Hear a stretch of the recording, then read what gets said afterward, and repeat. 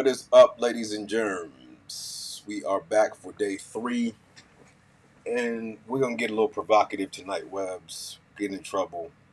Um, Uh-oh. why? Why not be provocative tonight?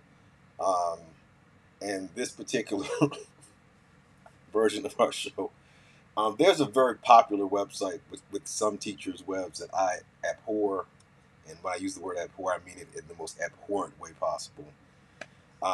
That website is Teacher Pay Teacher. I Why do hate you hate teachers pay teachers so much?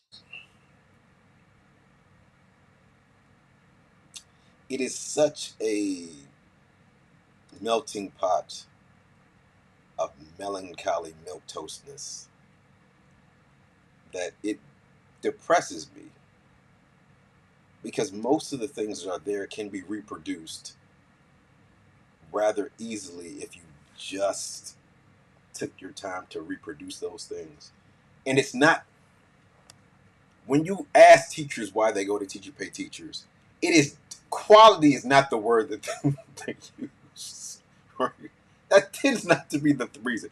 It's expediency, right? Hey, I needed an activity for this thing, and I didn't feel like making some stuff, so it's a perfunctory task to do this particular thing, right? And I'm like legitimately, I have legitimate angst when I see the telltale signs of teacher by teacher.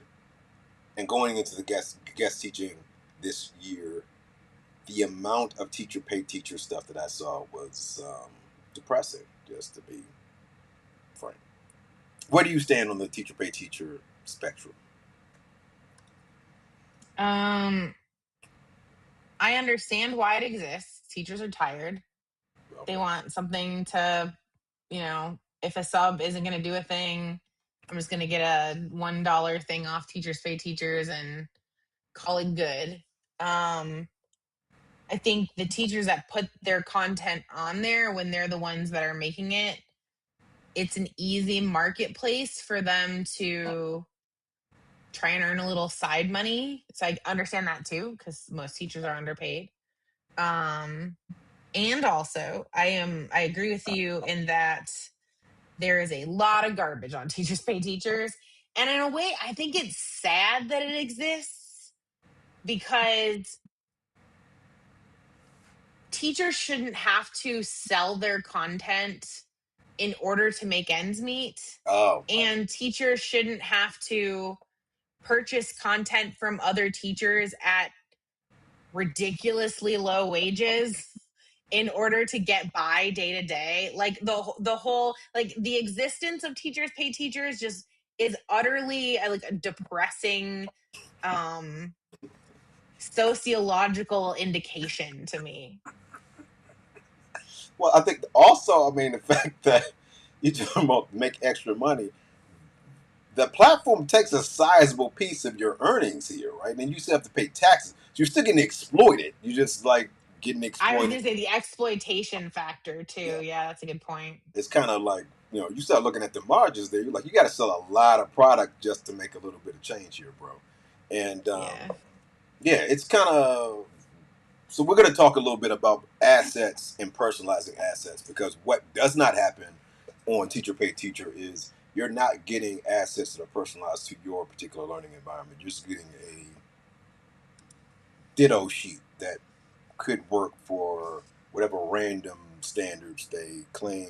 And it's not like you get a free trial. Like it's kind of like this is the thing, and you paid for it, and it might not do what you said it does at all.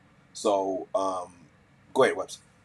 Or you might spend a lot of time making it so that it works for your classroom. Absolutely. So like we're talking about Google Classroom, but what's a workflow with all of the Google ecosystem that allows you to build your own customized, personalized, individualized assets for your kids and for how you work rather than having to figure those things out on Teacher Pay Teacher. Because at this point, if you've got Google Gemini, we talked yesterday about Claude being free for teachers. If you've got those tools, all you need is a plan and some time. and you should have a little factory you can build what you need to do. But like time is often what teachers don't have, and hence we come back to the teachers pay teachers thing. Well, time you have now, right? No one is in school right now. If we put some side, not let's spend 17 hours doing some stuff. Let's just have a situation where we have a cadence of I work for an hour. I know my standards, especially if you're not a first year teacher and you're teaching the same grade or same content you taught last year. You have a pretty decent understanding of here is the pacing that we're going to be that's going to be necessary. Here are the units that I'm going to be teaching. I don't know all 35 of my kids, all 300 of my kids, but I'm going to have around that number of students. These are the number of Google Classrooms I need to have built up, the number of periods of it. Like a lot of that stuff can be done up front rather than whatever the day that you show up and you know it's like that anxiety hits you day one of everyone comes back and reports and you've got 75 different unfunded mandates you have to deal with. You got to deal your locally the little stupid videos you got to watch and figure out what time you're going to watch all the little videos. You got to set your classroom up. If you don't do it now, you're not going to have another like runway of time to get this knocked out. All right, so it's not what did the now disgraced Shannon Sharp say in a little meme? You know, you counting time, I make time count. So you've never seen that meme? People talking about people's tardiness. Say you counting time, I Oh. make time count. Um, Oh. but anyway, that's where we're going this evening, and we're going to kind of play around with. Again, this is all live. Again, you know, if stuff doesn't go wrong, goes wrong, it goes wrong because like it's live, and this is nothing that's going to be um, taken off that way. Let's look at teacher pay teachers, and we're just going to kind of look at some stuff that's in here. All right, and we're not. One of the things that I think teachers need to get really good at is curation. Right? Is how are we curating? How am I going and looking at the what's the Pinterest type concepts with here are things that people have made. What pieces of these things do I dig? What pieces of things that don't I don't dig? And let's call this concept bloom scrolling. All right, and that's a not something I made up. Something I'm borrowing from an app that I use to bloom scroll every day. My mind, it is the best tool for doing this process for me, in my opinion. I'm gonna. The app is called My Mind. My mind is what it's called, and it is super dope. Actually, I'll show you my mind. My mind. So this is what I use in order to organize everything. All right, and it's so great to be able to go through the internet and have all my notes, my book, everything in one spot. It's so cool. And so it gives you this interaction. There's no social, none of this stuff is in it. It's just a purely clean UI. It is beautiful. It takes away the distractions. Everything's connected. If I see something cool on Instagram I want, I take it, I tag it, I see how it interconnects and you can build your own spaces. It's wonderful. If you have the cash and the time, my mind is a place to go. Yes, Webs. I think this is becoming a trend. Websites or products that have no social features, respect your privacy, think about tracking. What were the other things that had at the bottom? There were a couple other things that it talked about. No ads, no collaboration, no. So I think we're going to see more and more because this is the way that I build the apps that I build. Is this same idea? Like I don't want your data. I don't. This isn't for sharing. This is strictly just you on your device tracking whatever it is you want to track or doing whatever it is you want to do. So this is really interesting. Well, I love it because if I get stuck or bored, I can just scroll through all the things I've already like tagged and say, oh, this is pretty cool. Mhm. I remember this thing, and suddenly you get ideas and they spark things. But if you stay on, one of the things I would tell you, you know, before you, hey, I'm going to purchase XYZ product, calculating tips, task cards. This is not something that's going to take you a lot of time to reproduce. This is a very simple product. It's got some stuff that's adulting made easy by Sped Adulting. Great. What is it that I like about this? It has little fake receipts on here. It's got some. Um, it's asking me if I leave a 15% tip, what that looks like. All right, dope. That's cool. Might be something that if I have a classroom economy, that's something I might be interested in dealing with. So, like, we're just going to scroll through the web, and when you see something like, hey, that's pretty interesting, let's stop and see how we can personalize or individualize that thing. 10 I passages always of hated global. main idea as a kid. That was one of my All right, least favorite topics because I never really understood how you got to the main idea. It felt like fuzzy math. it's all subjective. Yeah, Right?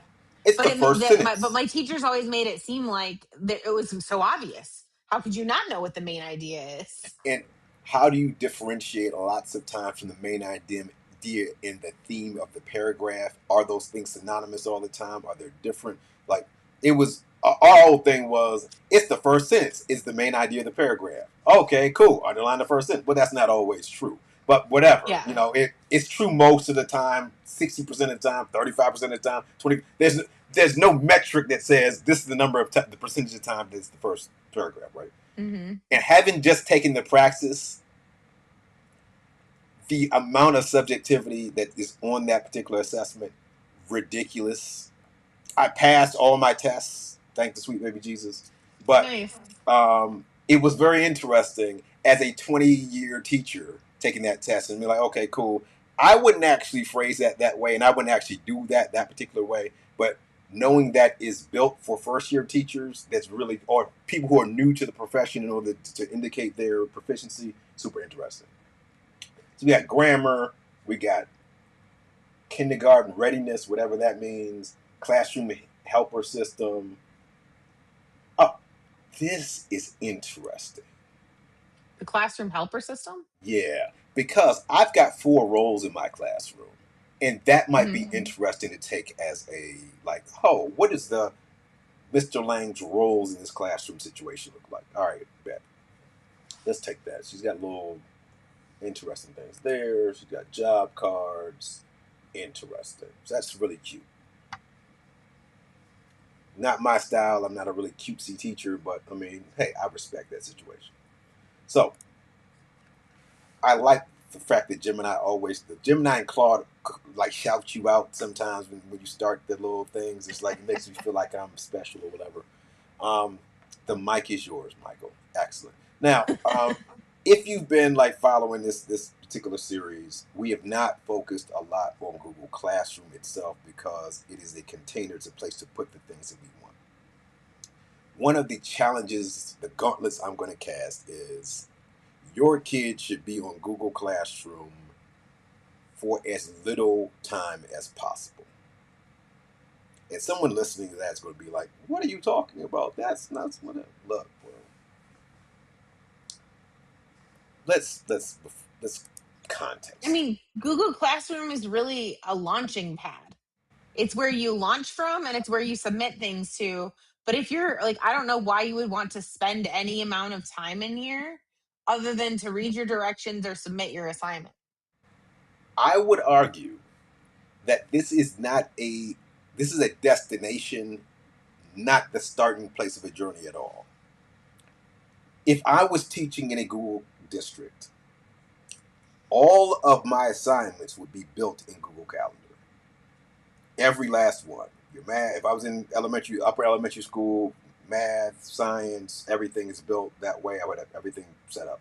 So a kid would just go to their calendar. I would simulate the way that you have to work as an adult in your industry. Your calendar being this thing that I have to check the calendar daily. I am, if I don't have my calendar, my trajectory is going to be off. My compass for where I'm going to be going today is going to be off. If I need to find out what my responsibilities for the day are, I go to my calendar. I know we have PE today, Mm. this today.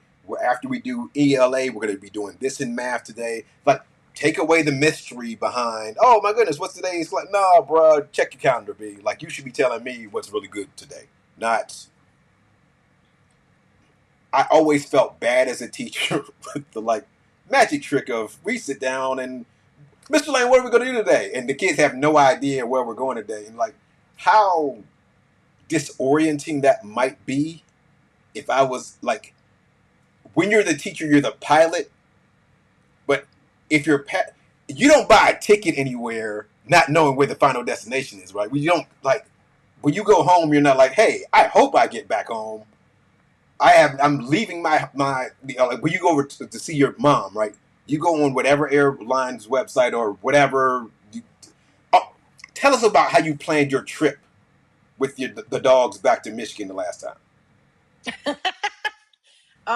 Like the whole process? Like, was it Or a what? I'm just gonna pick up, throw my dogs in a car without thinking about anything, and we're just gonna take this. We're gonna get on, hop on the road, and go to a place. Like, what kind of decisions did you have to make? Heavens to Betsy, no. I mean, I was coming from a place of in January, they had had a fight, and I would have never thought I would have been able to take them on a trip. So it took a lot of advanced planning to know not only how was I going to ride with them in the car, but also like how was I going to transport their crates, knowing they had to sleep in their crates at night. I had to take the crates with me. So how was I going to fit the crates? They didn't fit in my car. I had to get a cargo carrier, which also meant I had to get a hitch for the back of my car. I planned out where I was going to stop each night because I had to find a dog friendly hotel. I didn't know that I could make the drive. I had to get a house to stay in when I got there, and then figure out what all I was doing while I was there, have backup plans in case something went wrong with the dogs, and then also make my way all the way back. So I spent months planning that trip. I think I started in May and I went on the trip in July. But would it have been a fair bit of anxiety had you had to spontaneously make that trip? Oh my gosh, yes. So much anxiety. I planned for so many contingencies. I thought about all kinds of things I needed to get in order to feel like the trip was going to be successful and I was comfortable and I had everything that they needed and everything that I needed. And my mom had to fly out and she drove back with me. And then I picked up my roommate on the way back and he drove back to Vegas with me. There were so many steps involved. If I had to just chuck them in the car and go, I feel more confident about it now that I've done it once, but that first time, oh my gosh, so But much anxiety. you mentioned that you had two passengers, one going. It your passengers were aware of the destination as well, right? You Oh didn't yeah, just like absolutely. handicap the passengers like, hey, we're going for a ride, right? Like, yeah, that would probably induce some level of fear if I was a passenger in your vehicle as well. Like this person is taking a trip, but they have not disclosed to me where we're going, right? I am essentially I being believe kidnapped. they call that kidnapping. So, but we do that with kids every day. It's like, Well, yeah. surprise, we're doing this thing. Yeah. Like, Which is interesting because like when I was in high school, I remember we had agendas and you had to write down like you had to copy what the plan was into your agenda for every class every day. we, And we had agendas too. I never did that crap, dude. I was never, well, that doesn't surprise me. I My never, my agenda was immaculate. I okay. never lost it. I mean, that surprises no one if you know both of us. They handed me an agenda. That mug was waterlogged and lost by week two. Um, if I hadn't memorized my schedule every day, I wouldn't have known. And there were some teachers that never referred to the agenda. Oh, It was not part interesting. of their actual process. So it wasn't. It's like you have homework tonight. Okay, cool. There was never a hey, write that down in your agenda and da da da. Nah.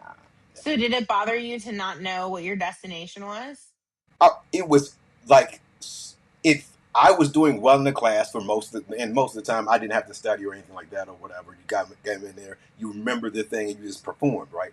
But if Hmm. it was a class like Latin, when I had Miss Aline's class, like, dude, this is a brand new. We're learning a language. We're learning a language that is dead. That I cannot speak this language with anyone else, and like I can't practice it with like my Spanish homies, right?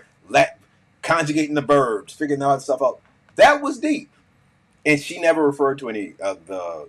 There was no planner or anything like that. Now with the calendar, it's like you could automate that particular process, so it's not that big of a deal for young people.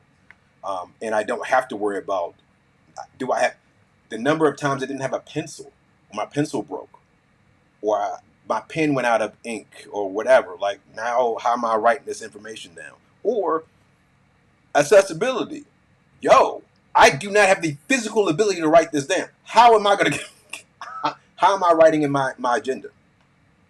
Am I asking a kind passerby, please, sir, can you write down my homework for English? Like, that's messed up, man.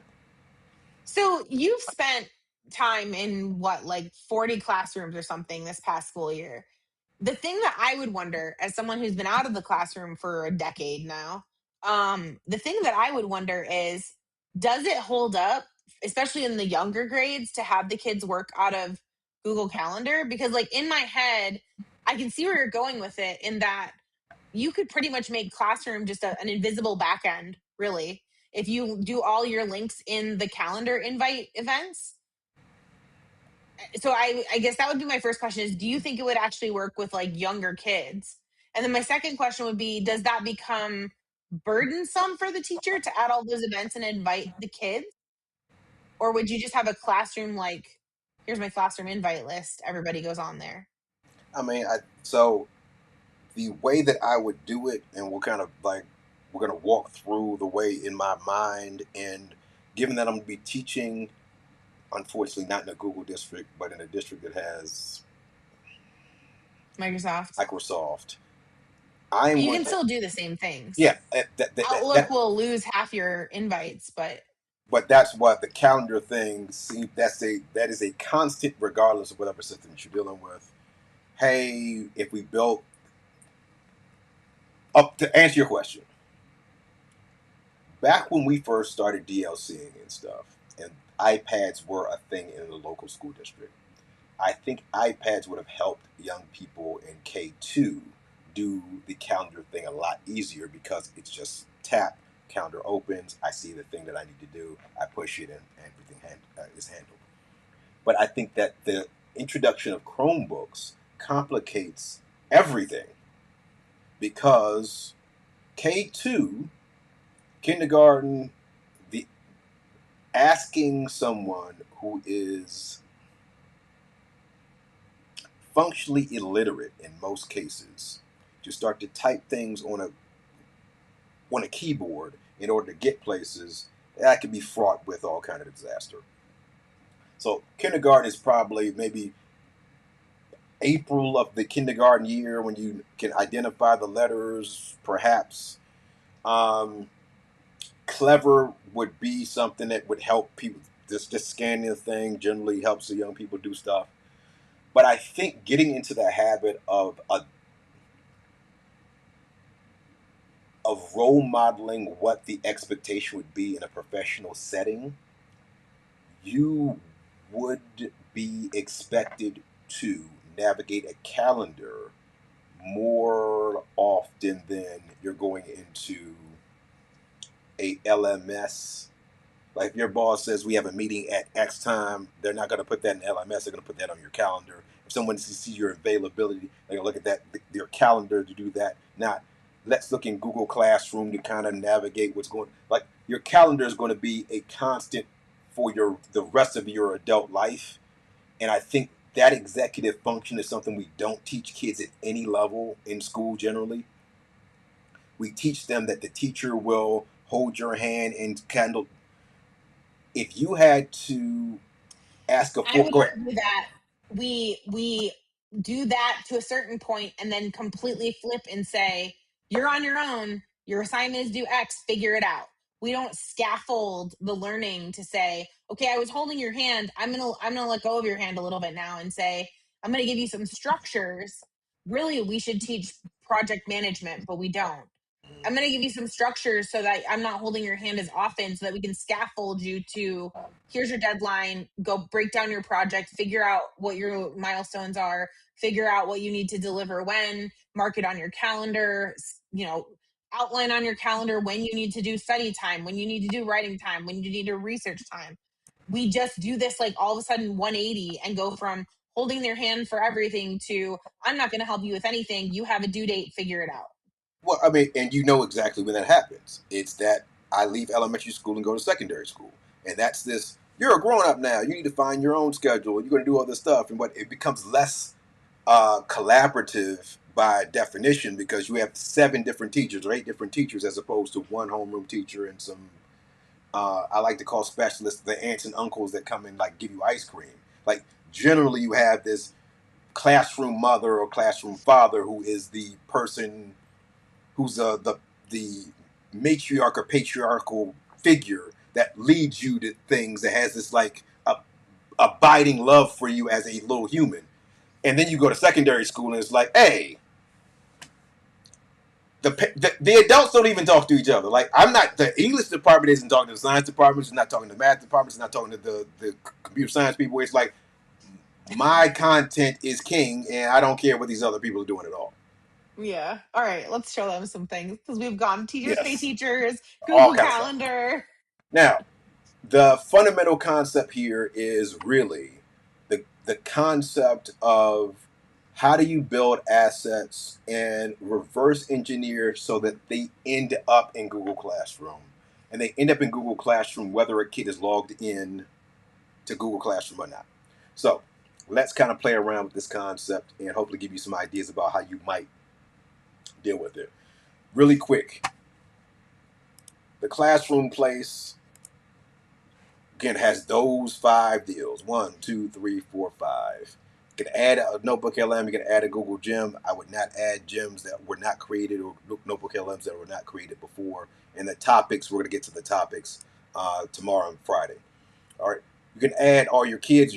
If your SIS system should add your kids, populate your kids into the classroom without you doing anything. Your grades, your analytics are there.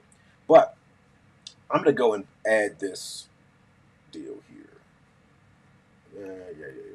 That's cool. Cool. That works. Let's edit that. Cool. I'm going to assign this really quickly. Yes, assign it. Now, I have no kids in this classroom. But the thing that is going to be the most powerful thing with the assignments, especially if you build them this way, is if I click there, there's a copy link option there. As long as the kid is enrolled in your classroom, that copy link, once you click the link, it'll take them directly to the assignment. Well, why is that kind of cool? It's kind of cool because I can put that link in the Google Calendar now, and it's going to send them back to the classroom.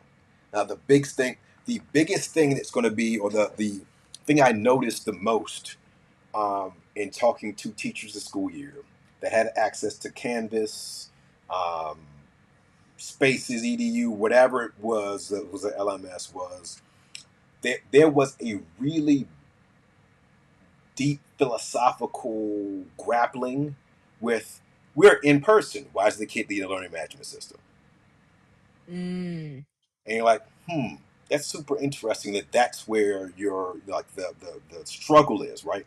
This was great when we were like virtual, but in person, I want the kid to turn in this sheet of paper into this little basket that's over here. And then you look at the basket, it's like 75 million sheets of paper in the basket.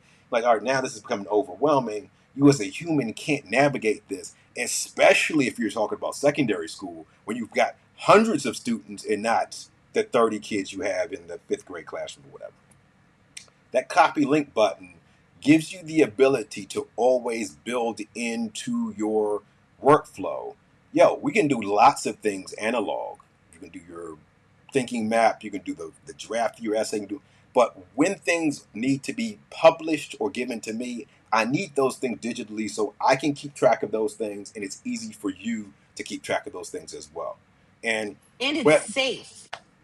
So, like, you're look, not going to have a situation where someone steals it off your desk or spills coffee on it, or a wind comes into your portable and all of a sudden papers fly everywhere, or you accidentally drop it in the parking lot because you didn't realize that your bag was open. Like, there are so many things that can go wrong when when you're just submitting non backed up pieces of paper.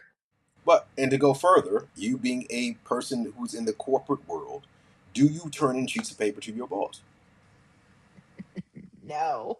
So if we want kids to model what they'll be expected to do as adults, one thing would be it is fine. I've got my notebook right here by my desk. It's writing in sheets of paper, we're not saying don't write in sheets of paper. Write on sheets of paper. However, the final product that needs to be turned into your adult person, the supervisor of the learning space, should be done in a digital manner so that it is proof that I did the thing, not how many times in your educational experience did you turn something in and perhaps the teacher said, "Oh, but I don't recall you doing that," or "That didn't happen," Mm. or what number of times in my experience as a young person you didn't turn it So in. one of my most like shaping experiences in my life. I was in fifth grade. I was raised Roman Catholic. I was working on my confirmation, which is like a big milestone at that age. And part of confirmation is you have to do service hours, right? Okay. Oh, So I had done like 4 hours of covering hymnals with basically contact paper so that they held up a little bit longer. okay. And, the priest signed off on it and everything. And my brother decided that was going to be his art project and cut up all of my hours, like shredded them. So I Oh, went back and I said, my brother shredded my hours. Can you just fill out my form again? And they were like, nope, sorry. If you don't have that original paper, there's nothing we can do. You have to do those hours again. And that is when I stopped going to church because I was like, the whole idea is like, God could see this, but you're telling me there's a paperwork issue? I'm out. I'm out. So it matters. oh, that is classic. So let's have a digital paper trail just for everything, right? We don't want people like not that saying, Also, yeah. there's a balance between getting, I believe, getting learners a little too comfortable with surveillance architecture and whatever. However, there is also something to be said for system auditing, right? So being able to have that user submitted this on this date at this time kind of receipt that says this is when it happened or it did not happen. Like you either clicked that button or you didn't, my dude. Maybe your internet was out. I guess you could argue that, but it never made it to my end of things. And it's a third party that's keeping track of this. So there is no like I as teacher like Yeah. deleted your thing because someone somewhere someone else has a record. If I chose to deliberately delete your assignment, there's a record of that someone else will have. So Well, it works on both sides that you have that audit trail, that ability to see who did what when throughout the system. but also to in your particular example with the your brother doing the art project, that also is a situation where it's built in. There's a built-in mercy tracker as well. Hey, Mr. Lang, I forgot. It's in my Google Drive. Let me just put it. It's not a. I left it at home. The dog ate my notebook. It's in my Google Drive, Mr. Lang. Just need to put the link up there. God bless you and your business, bro. Like I'm not going to sweat you for doing stuff like that. There might be teachers who do sweat you though. Anyway, let's go and let's build ourselves some assets or an asset. So that's all that's true about me there, right? Now, Webb's, what would you say about what is the learning science research on consistency in terms of the appearance of the products that you give students? Is there anything that says, you know what, if I keep changing the layout of the documents or the things that I need to do, does that do something to young people's ability to be learners? Yeah, so it's always helpful, and we see this a lot throughout the internet if things are in the same place. So the most important things tend to be in the upper left hand corner in English speaking countries, because that's where we start reading, is in the upper left corner.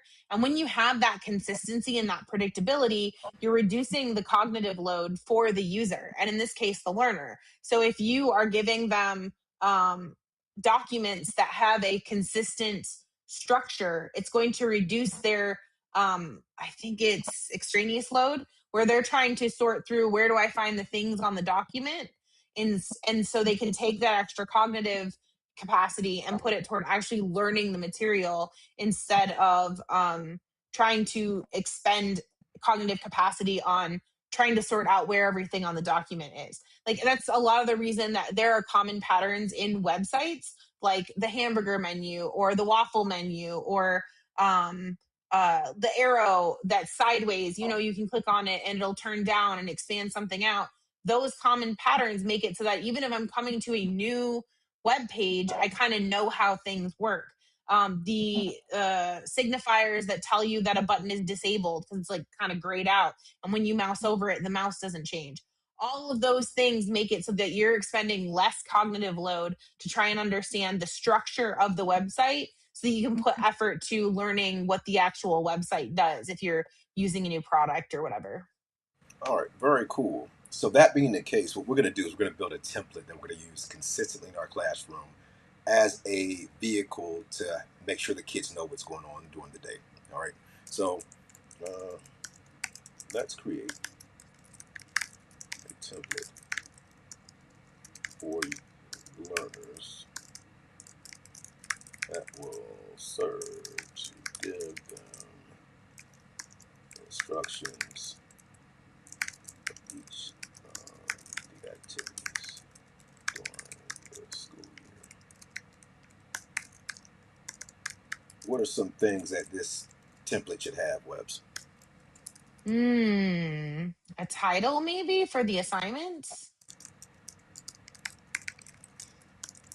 a place to write their name. Let's say we're going to do this digitally. Okay, so we don't need the name thing because that'll automatically submit like a due date.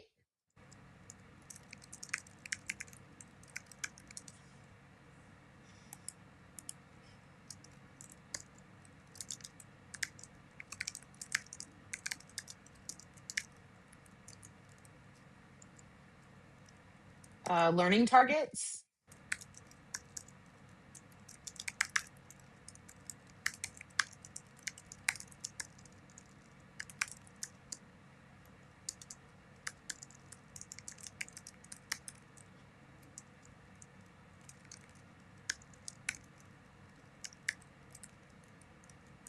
Anything else?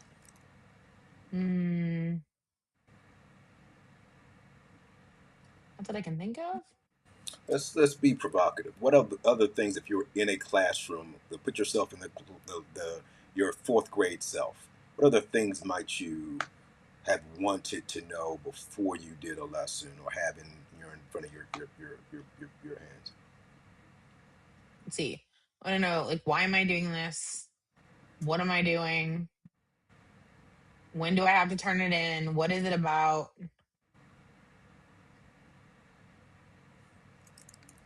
Where do I turn it in?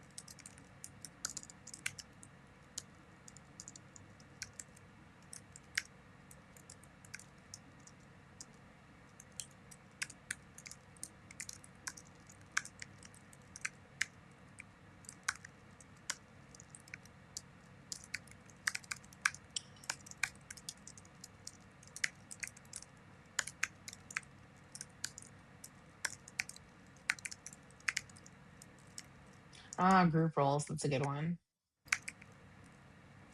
Maybe directions. It's getting pretty crowded though.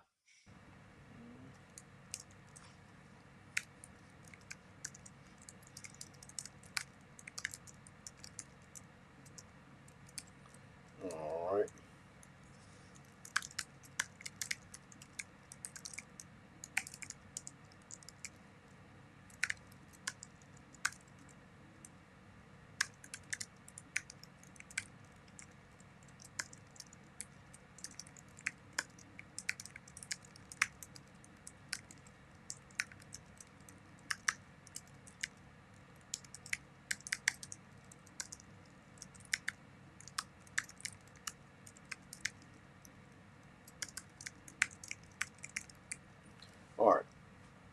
We got some stuff in here. Let's see what happens with this and what Let's the hope it doesn't puke.